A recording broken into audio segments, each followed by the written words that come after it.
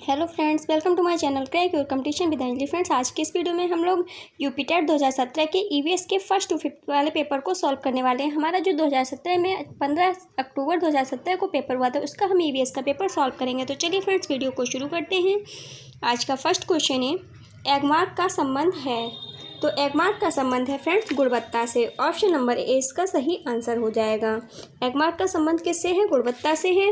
एगमार्क एक प्रमाणित चिन्ह है जो भारत में कृषि खाद्य उत्पादों पदार्थों पर लगाया जाता है। एगमार्क शुद्ध रूप से खाद्य पदार्थों से जुड़ा हुआ प्रमाण चिन्ह है जो खाद्य वस्तुओं की शुद्धता एवं गुणवत्ता को सुनिश्चित करता है। यह भारत सरकार के खाद्य मंत्रालय द्वारा दिया जाता है। इस मार्क के मिल जाने से विक्रेता को अपने उत्पाद की शुद्धता को प्रमाणित करने के लिए मेहनत नहीं करनी पड़ती। विक्रेता इस मार्क को देखकर ही उत्पाद की गुणवत्ता और शुद्धता पर विश्वास कर सकता है। नेक्स्ट है क्वेश्चन नंबर 2, किस देश के संविधान से मौलिक कर्तव्यों को लिया गया है? तो इसका right answer option number D हो जाएगा, यूएसएसआर से। यूएसएसआर के संविधान से मौलिक कर्तव्यों को लिया गया है। ठीक है फ्रेंड्स, सोवियत संघ रूस, जिसका औपचारिक नाम सोवियत समाजवादी गणतंत्रों का संघ union of Soviet socialist republics USSR था, भारतीय संविधान में मौलिक कर्तव्यों को पूर्व सोवियत संघ रूस से लिया गया है। इसे संविधान के भाग 4 का में अनुच्छेद 51 का के तहत रखा गया है। मौलिक कर्तव्यों की संख्या कितनी है? 11 है, जिसमें प्रत्येक भारतीय नागरिक को पालन करना चाहिए। नेक्स्ट क्वेश्चन है क्वेश्चन नंबर 3, एक वयस्क मानव में कुल अस्थियों की संख्या कितनी होती है? तो एक वयस्क मानव में कुल अस्थियों की संख्या होती है 206। ऑप्शन नंबर हमारा सी इसका सही आंसर हो जाएगा। कितनी होती है फ्रेंड्स? 206 होती है, जबकि शिशु की अवस्था में जब होता है तो उसमें 300 हड्डियां या अस्थियां पाई जाती हैं। नेक्स्ट क्वेश्चन है, आर्सेनिक द्वारा जल प्रदूषण सर्वाधिक है। तो इसका राइट आंसर हो जाएगा ऑप्शन नंबर डी, पश्चिम बंगाल में। आर्सेनिक द्वारा जल प्रदूषण सर्वाधिक कहाँ पर है? तो पश्चिम बंगाल में है। भारत के गंगा ब्रह्मपुत्र के मैदानी इलाकों तथा बांग्लादेश के पद्मा मेघना के मैदानी इलाकों में भूमिगत जल आर्सेनिक प्रदूषण से अत्यधिक ग्रस्त है।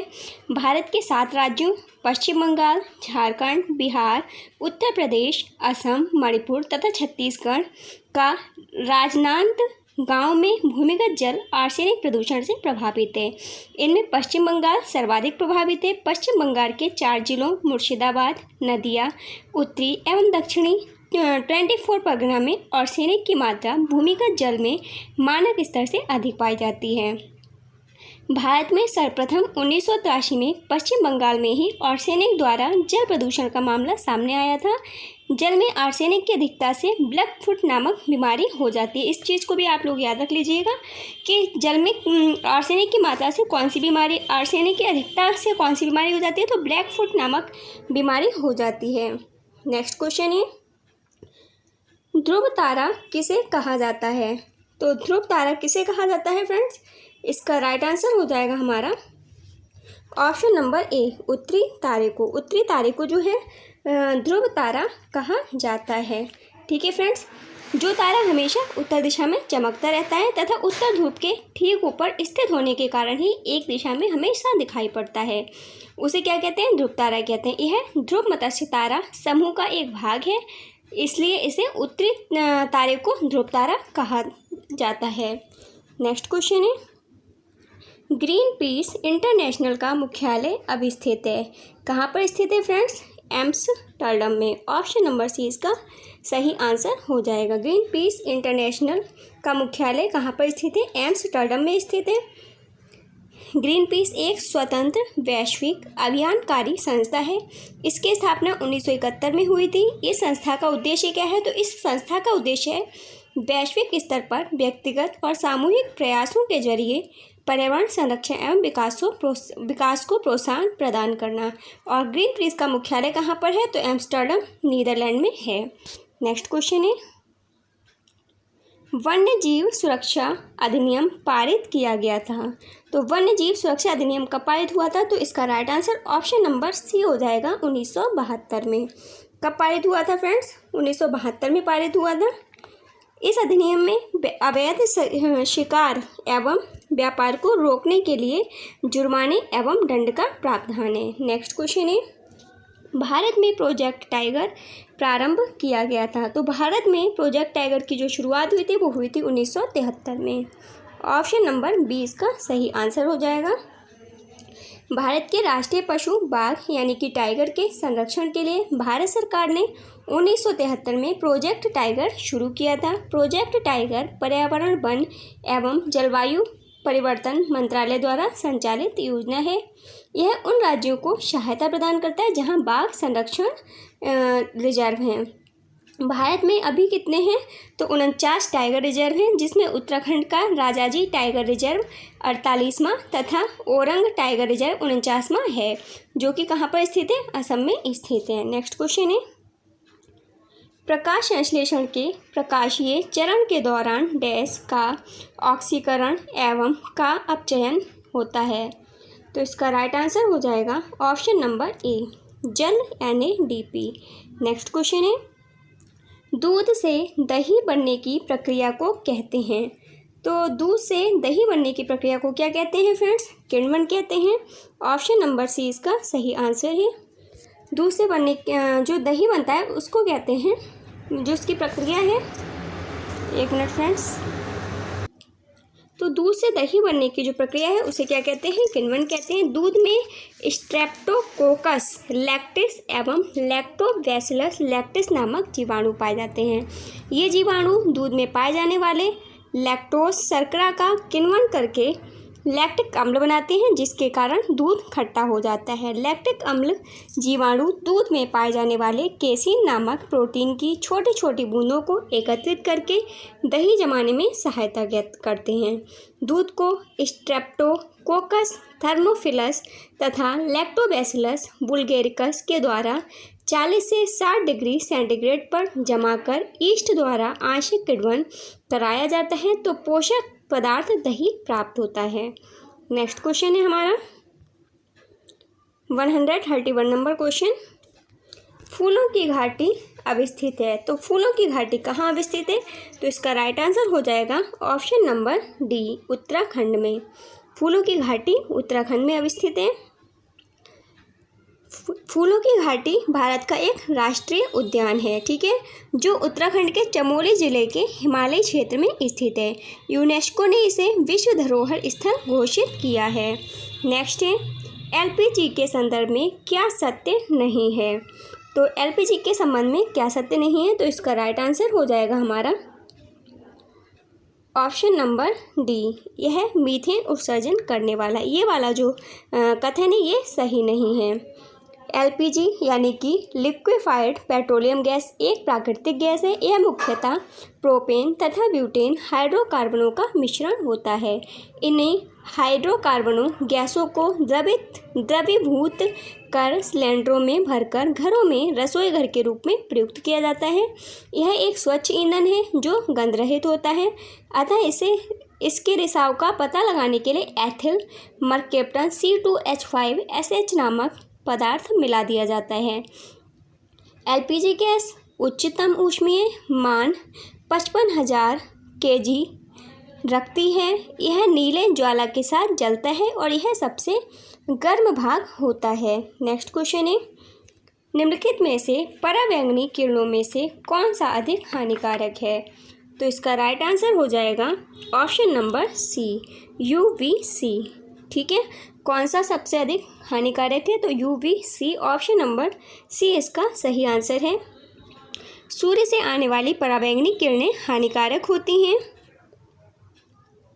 1 मिनट। सूर्य से आने वाली पराबैंगनी किरणें हानिकारक होती हैं। सूर्य की पराबैंगनी किरणों को सामान्यतया उनके तरंग दैर्ध्य के आधार पर 3 वर्गों में बांटा गया है, UV, ए, UVB तथा UVC। इन किरणों में UVC जो है वो सबसे अधिक हानिकारक होती है, लेकिन ये किरणें पृथ्वी के धरातल तक नहीं पहुंच पाती। क्यों नहीं पहुंच पाती? क्योंकि जो इनका अवशोषण है वो ओजोन परत द्वारा हो जाता है। UVA एवं UVB किरणों का त्वचा पर हानिकारक प्रभाव पड़ता है। UVB से जीवधारियों में निम्नलिखित प्रभाव पड़ते हैं, जैसे कि जीन परिवर्तन, त्वचा कैंसर, प्रतिरक्षा तंत्र का कम होना, पौधों की वृद्धि में रुकावट, मोतियाबिंद, सनबर्न आदि। ठीक है, नेक्स्ट क्वेश्चन है, कोटोपैक्सी एक ज्वालामुखी है जो अवस्थित है। कहाँ पर अवस्थित है फ्रेंड्स? तो इसका right answer option number C हो जाएगा, एंडीज में। कोटोपैक्सी एक जागृत ज्वालामुखी है जो एंडीज में अवस्थित है। कहाँ पर स्थित है? एंडीज में। ठीक है फ्रेंड्स, इससे रिलेटेड कुछ इम्पॉर्टेंट चीज़ें हैं, मैं आपको समझा दे रही हूँ।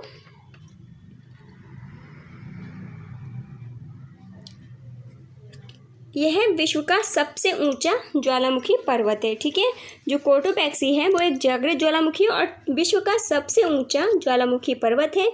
यह दक्षिण अमेरिका महाद्वीप के इक्वेडोर में एंडीज पर्वतमाला पर स्थित है। नेक्स्ट क्वेश्चन है, द ऑरिजिन ऑफ स्पेसीज प्रजातियों की उत्पत्ति एक रचना है। ए अरस्तु की, बी चार्ल्स डार्विन की, सी मेंडल की, डी रॉबर्ट हुक की। तो इसका right answer option number B हो जाएगा, चार्ल्स डार्विन की। द ऑरिजिन ऑफ स्पेसीज यानी कि प्रजातियों की उत्पत्ति एक चार्ल्स डार्विन की रचना है। नेक्स्ट क्वेश्चन है, निम्नलिखित में से कौन जैव मंडल का अजैविक घटक है? तो इनमें से कौन सा है जो अजैविक घटक है जैव मंडल का? तो इसका राइट आंसर हो जाएगा ऑप्शन नंबर सी, कवक। ऑप्शन नंबर सी इसका सही आंसर है। कवक जो है वो जैव मंडल का अजैविक घटक नहीं है। ठीक है फ्रेंड्स, यहाँ पर नहीं है पूछा गया है, यहाँ पर नहीं है। ठीक है, अजैविक घटक नहीं है कवक। यह अत्यंत महत्वपूर्ण जैविक घटक है जो प्रायः उत्पादक यानी कि प्रोड्यूसर्स तथा उपभोक्ताओं के मृत्यु के पश्चात उनके शरीर का अपघटन करते हैं तथा इनसे निर्मित साधारण पदार्थों द्वारा अपना भोजन एवं ऊर्जा प्राप्त करते हैं। ऐसे निर्जीव पदार्थ जो जीवों को किसी न किसी रूप में प्रभावित करते हैं अजैविक घटक कहलाते हैं, जैसे कि मृदा यानी कि मिट्टी, हवा, जल, कार्बनिक पदार्थ जैसे कि प्रोटीन, कार्बोहाइड्रेट तथा अकार्बनिक पदार्थ जैसे नाइट्रोजन, फास्फोरस, सल्फर आदि। नेक्स्ट क्वेश्चन है, क्वेश्चन नंबर 137, तिब्बत की सांगपो नदी भारत में किस नाम से जानी जाती है? तो तिब्बत की जो सांगपो नदी है वो भारत में जानी जाती है ब्रह्मपुत्र के नाम से। ऑप्शन नंबर इसका जो सही होगा वो होगा सी। कौन सा सही हो जाएगा? सी सही हो जाएगा। तिब्बत की जो सांगपो नदी है भारत में ब्रह्मपुत्र के नाम से जानी जाती है। ब्रह्मपुत्र विश्व की सबसे बड़ी नदियों में से एक है। यह तिब्बत में मानसरोवर झील के निकट चेमायुंग डंग हिमानी से निकलती है। ब्रह्मपुत्र को तिब्बत में सांगपो या सांपू तिब्बती भाषा में पवित्र करने वाली के नाम से जाना जाता है। इसकी जो कुल लंबाई है वो है 2580 किलोमीटर, भारत में 1346 किलोमीटर है। विश्व की सबसे बड़ी नदी द्वीप समूह माजुली इसी नदी पर स्थित है। नेक्स्ट क्वेश्चन है, मकर रेखा है। तो इसका मकर रेखा जो है वो इसका राइट आंसर हो जाएगा option number C, 23.1/2 degree south. 23.1/2 degree south. भूमध्य रेखा के उत्तर में 23.1/2 डिग्री अक्षांश को कर्क रेखा और दक्षिण में 23.1/2 डिग्री अक्षांश को मकर रेखा कहते हैं। 22 दिसंबर को सूर्य मकर रेखा पर लंबवत चमकता है, इसे मकर संक्रांति कहते हैं। इस दिन दक्षिणी गोलार्ध में सबसे बड़ा दिन होता है। नेक्स्ट क्वेश्चन है, शेर गिर परियोजना अवस्थित है। कहाँ पर अवस्थित है फ्रेंड्स? तो यह स्थित है गुजरात में। ऑप्शन नंबर ए इसका सही आंसर है। एशियाई सिंहों का घर यानी कि होम ऑफ एशियाटिक लायन की उपमा से प्रसिद्ध गिर अभयारण्य जिसे 1973 में राष्ट्रीय उद्यान घोषित किया गया है में गिर सिंह परियोजना केंद्र सरकार की मदद से प्रारंभ की गई। यह परियोजना गुजरात के जूनागढ़ जिले में स्थित है। यह एकमात्र ऐसा उद्यान है जहां एशियाई शेर पाए जाते हैं। नेक्स्ट क्वेश्चन है 140 नंबर क्वेश्चन। घास भूमि के पारितंत्र की खाद्य श्रृंखला में सबसे उच्च स्तर के उपभोक्ता होते हैं। तो इसका राइट आंसर हो जाएगा ऑप्शन नंबर बी, मांसाहारी। कौन होते हैं फ्रेंड्स? मांसाहारी होते हैं। घास भूमि क्षेत्र के पारितंत्र की खाद्य श्रृंखला में जो सबसे ऊंचे स्तर के उपभोक्ता होते हैं वो मांसाहारी होते हैं। ठीक है। नेक्स्ट क्वेश्चन है अंतर्राष्ट्रीय न्यायालय का मुख्यालय अब स्थित है। तो अंतर्राष्ट्रीय न्यायालय का मुख्यालय कहाँ पर स्थित है? हेग में स्थित है। ऑप्शन नंबर बी इसका सही आंसर है। अंतर्राष्ट्रीय न्यायालय का मुख्यालय हेग यानी कि नीदरलैंड में स्थित है। इसकी जो स्थापना हुई है वो हुई है 3 अप्रैल 1946 को। अंतर्राष्ट्रीय न्यायालय की संविधि में 5 अध्याय तथा 70 अनुच्छेद हैं। नेक्स्ट क्वेश्चन है 142 नंबर क्वेश्चन। WWF से आशय है। तो WWF से क्या आशय है? तो इसका राइट आंसर हो जाएगा option number C, world wildlife fund. Option number C इसका सही आंसर है। WWF से आशय वर्ल्ड वाइल्ड लाइफ फंड विश्व वन्यजीव कोष है। सन 1962 में IUCN के सहायक संगठन विश्व वन्यजीव कोष WWF की स्थापना की गई। इस संगठन का मुख्यालय ग्लैंड यानी कि स्विट्जरलैंड में है। इसका प्रतीक चिन्ह विलुप्त प्राणी ज्वाइंट पांडा है। यह संगठन अंतर्राष्ट्रीय स्तर पर वन्य जीवों की देखभाल पर नज़र रखती है तथा उसके रखरखाव संबंधी मानदंडों को पूरा करने में विभिन्न देशों तथा एजेंसियों को वित्तीय सहायता उपलब्ध कराती है। नेक्स्ट क्वेश्चन है वायुमंडल का प्रमुख स्तर है जो पृथ्वी तल के नज़दीक है। तो वह कौन सा है फ्रेंड्स? तो वह है क्षोभ मंडल। ऑप्शन नंबर बी इसका सही आंसर हो जाएगा। क्षोभ मंडल जो है वो वायुमंडल का प्रमुख स्तर है जो पृथ्वी तल के सबसे नज़दीक है। ठीक है फ्रेंड्स, सबसे नज़दीक वाला तल जो है वो क्षोभ मंडल वायुमंडल का प्रमुख स्तर है जो पृथ्वी तल के नज़दीक। यह मंडल जैव मंडलीय पारिस्थितिक तंत्र के लिए सर्वाधिक महत्वपूर्ण है क्योंकि मौसम संबंधी सारी घटनाएं जैसे कि कोहरा, बादल, वर्षा, आंधी, तूफान, मेघ गर्जन, पाला, ओस आदि इसी मंडल में घटित होती हैं। इसलिए इस मंडल में वायुयान उड़ाने की आदर्श दशा नहीं पाई जाती है। इस मंडल में तापमान ऊंचाई के साथ 1 किलोमीटर पर 6.5 डिग्री सेल्सियस की दर से घटता जाता है। नेक्स्ट क्वेश्चन है संविधान सभा ने राष्ट्रीय गान को अपनाया। कब अपनाया था फ्रेंड्स? तो संविधान सभा ने राष्ट्रीय गान को अपनाया था 24 जनवरी 1950 को। ऑप्शन नंबर बी इसका सही आंसर है। रविंद्रनाथ टैगोर द्वारा रचित राष्ट्रीय गान जन गण मन को संविधान सभा ने 24 जनवरी 1950 को अपनाया था। यह सर्वप्रथम 27 दिसंबर 1911 को भारतीय कांग्रेस के कोलकाता अधिवेशन जिसके अध्यक्ष पंडित विश्व नारायण दत्त थे वहाँ पर गाया गया था। इसके गायन का समय कितना है? तो 52 सेकंड है। इसे रविंद्रनाथ टैगोर ने 1912 में तत्वबोधिनी में भारत भाग्य विधाता शीर्षक से प्रकाशित किया था तथा 1919 ईस्वी में मॉर्निंग सॉन्ग ऑफ इंडिया के नाम से अंग्रेजी अनुवाद किया। नेक्स्ट क्वेश्चन है गंगा नदी निकलती है। तो गंगा नदी कहाँ से निकलती है? गंगा नदी निकलती है गंगोत्री ग्लेशियर से। ऑप्शन नंबर सी इसका सही आंसर है। सांस्कृतिक महत्व की दृष्टि से गंगा भारत की सबसे महत्वपूर्ण नदी है। गंगा का उद्गम उत्तराखंड के उत्तरकाशी जनपद के 3900 मीटर की ऊंचाई पर स्थित गोमुख के निकट गंगोत्री हिमानी या गंगोत्री ग्लेशियर से होता है। यहाँ इसे भागीरथी कहते हैं। देवप्रयाग में भागीरथी अलकनंदा से मिलती है। इसके बाद दोनों की संयुक्त धारा को गंगा के नाम से जाना जाता है। यह भारत की सबसे लंबी नदी है।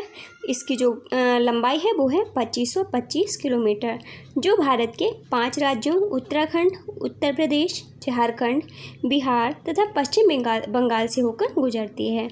पश्चिम बंगाल में फरक्का नामक स्थान पर बांग्लादेश में प्रवेश करती है, जहां इसे पद्मा नाम से जाना जाता है। बांग्लादेश में यह ब्रह्मपुत्र से मिलती है और फिर वह संयुक्त धारा मेघना में मिल जाती है और सागर द्वीप के समीप बंगाल की खाड़ी में गिरती है। नेक्स्ट क्वेश्चन है, संयुक्त राष्ट्र सुरक्षा परिषद में कितने स्थायी सदस्य हैं? तो संयुक्त राष्ट्र सुरक्षा परिषद में 5 स्थायी सदस्य हैं। ऑप्शन नंबर सी इसका सही आंसर है। कितने स्थायी सदस्य हैं? 5। संयुक्त राष्ट्र सुरक्षा परिषद संयुक्त राष्ट्र संघ का मुख्य अंग है और एक प्रकार से संयुक्त राष्ट्र संघ की कार्यपालिका है। इसमें कुल 15 सदस्य होते हैं, जिनमें 10 सदस्य अस्थायी और 5 स्थायी सदस्य हैं। संयुक्त राष्ट्र सुरक्षा परिषद में 5 स्थायी सदस्य हैं। कौन कौन से? अमेरिका, रूस, ब्रिटेन, फ्रांस और चीन। नेक्स्ट क्वेश्चन है, पुष्कर मेला कहाँ आयोजित किया जाता है? तो पुष्कर मेला आयोजित किया जाता है फ्रेंड्स अजमेर में। ऑप्शन नंबर डी इसका सही आंसर हो जाएगा। पुष्कर मेला अजमेर में आयोजित किया जाता है, राजस्थान के अजमेर में। ठीक है, अजमेर से 11 किलोमीटर दूर हिंदुओं का प्रसिद्ध तीर्थ स्थल पुष्कर है। यहाँ पर ब्रह्मा का मंदिर है। यहाँ पर कार्तिक पूर्णिमा को मेला लगता है, जिसमें बड़ी संख्या में देशी विदेशी पर्यटक आते हैं। हजारों हिंदू लोग इस मेले में आते हैं और अपने को पवित्र करने के लिए पुष्कर झील में स्नान करते हैं। इस समय यहाँ पर पशु मेला आयोजित किया जाता है। हर साल कार्तिक महीने में लगने वाला पुष्कर ऊंट मेले ने इस जगह को दुनिया में अलग ही पहचान दे दी है। मेले के समय पुष्कर में कई राजस्थानी संस्कृतियों का मिलन देखने को मिलता है। नेक्स्ट है, भारत में निम्नलिखित में से कौन सी एजेंसी मुख्य रूप से प्रदूषण के मापने से संबंधित है? तो इसका राइट आंसर हो जाएगा ऑप्शन नंबर बी, केंद्रीय प्रदूषण नियंत्रण बोर्ड। भारत में केंद्रीय प्रदूषण नियंत्रण बोर्ड मुख्य रूप से प्रदूषण के मापन से संबंधित है। जल एवं वायु प्रदूषण के मूल्यांकन, निगरानी और नियंत्रण के लिए केंद्रीय प्रदूषण नियंत्रण बोर्ड एक शीर्षस्थ राष्ट्रीय संस्था है। यह बोर्ड जल, वायु और ध्वनि प्रदूषण से संबंधित समस्त सेवाओं की रोकथाम और नियंत्रण के लिए सलाह देता है तथा मंत्रालय को तकनीकी सेवा प्रदान करता है। नेक्स्ट क्वेश्चन है, सरिस्का राष्ट्रीय उद्यान अवस्थित है। तो सरिस्का राष्ट्रीय उद्यान कहाँ पर अवस्थित है? तो यह अवस्थित है राजस्थान में। ऑप्शन नंबर सी इसका सही आंसर हो जाएगा। यह राजस्थान में अवस्थित है और राजस्थान के अलवर में। ठीक है, और इसे 1958 में वन्य जीव अभयारण्य घोषित किया गया था। 1979 में टाइगर रिजर्व के रूप में प्रोजेक्ट टाइगर में शामिल किया गया था। नेक्स्ट क्वेश्चन है, पारिस्थितिक तंत्र में ऊर्जा का मुख्य स्रोत है। तो इसका right answer option number B हो जाएगा, सूर्य का प्रकाश।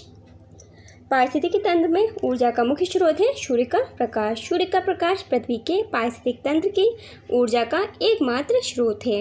यही पृथ्वी पर जीवन को संचालित करता है, अतः इसे पारिस्थितिक तंत्र का प्रेरक बल भी कहते हैं। सूर्य से प्राप्त ऊर्जा सौर ऊर्जा कहलाती है। इस ऊर्जा की सहायता से हरे पौधे प्रकाश संश्लेषण क्रिया द्वारा भोजन का निर्माण करते हैं तथा कोशीय श्वसन करते हैं, जिसके फलस्वरूप ऊर्जा उत्पन्न होती है। सभी उस जीवों के लिए सूर्य से आने वाला प्रकाश सौर ऊर्जा ही ऊर्जा का अंतिम स्रोत है। फ्रेंड्स, आज की वीडियो में बस इतना ही। आपको वीडियो कैसी लगी प्लीज़ कमेंट बॉक्स में ज़रूर बताइएगा। यदि आपको वीडियो पसंद आई हो तो वीडियो को लाइक, शेयर एंड कमेंट कीजिए। यदि आप चैनल पर नए हो तो चैनल को सब्सक्राइब करके बेल आइकन को प्रेस कर लीजिए, ताकि आपको इसी प्रकार के इंपॉर्टेंट वीडियोज़ मिलती रहें। फ्रेंड्स, मिलते हैं नेक्स्ट वीडियो में। तब तक के लिए बाय बाय, टेक केयर।